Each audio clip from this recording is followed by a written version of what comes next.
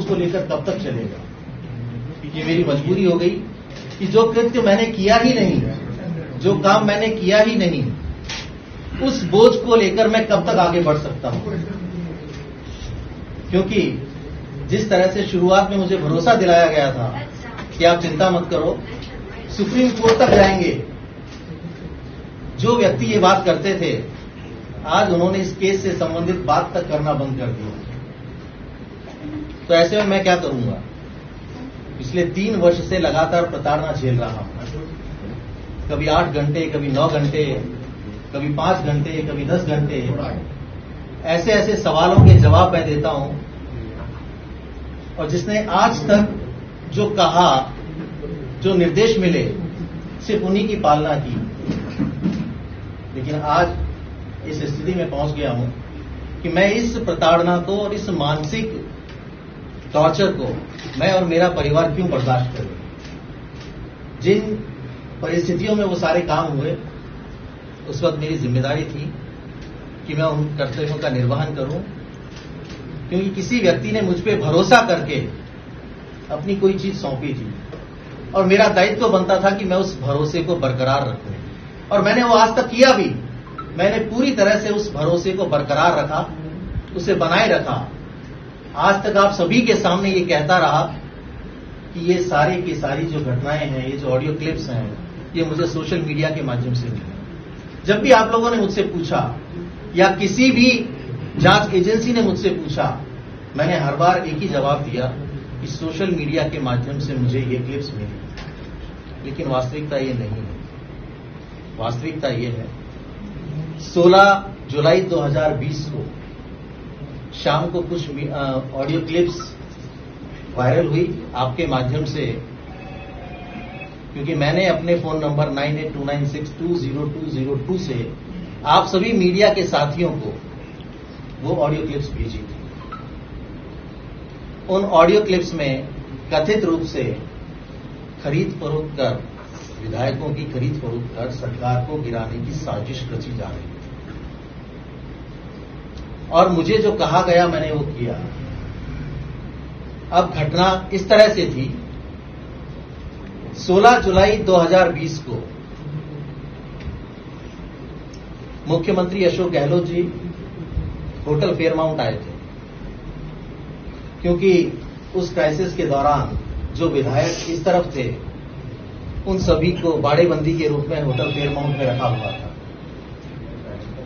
और लगभग दोनों समय, सुबह और शाम, मुख्यमंत्री अशोक गहलोत वहां आते थे, बातचीत करते थे और ये उनका रूटीन था।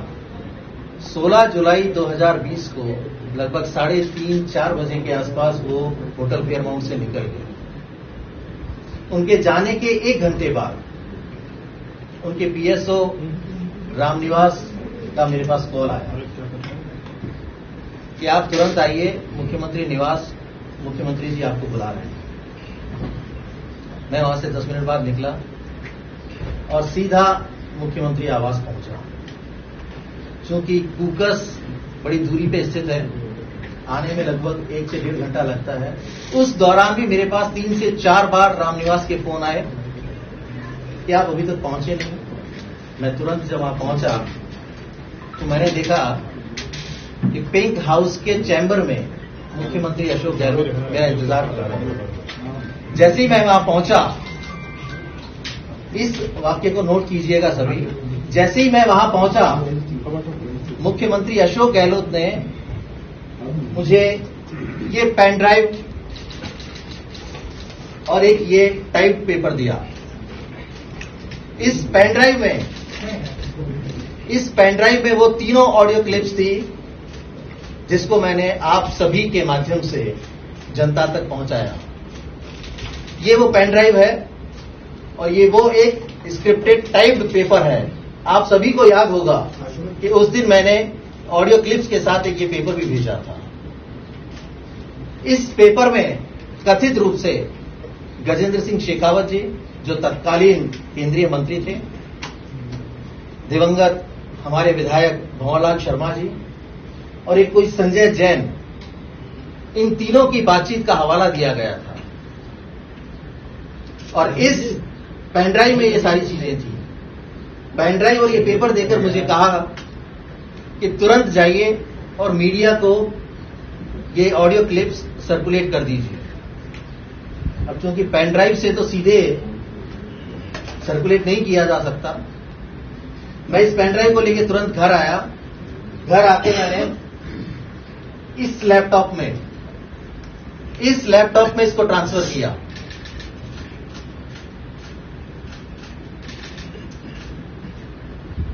और लैपटॉप से मैंने ऑडियो क्लिप्स को अपने फोन में लिया और उस फोन के द्वारा आप सभी को, जो हमारे मीडिया के साथी हैं, उनको मैंने वो ऑडियो क्लिप्स सर्कुलेट की।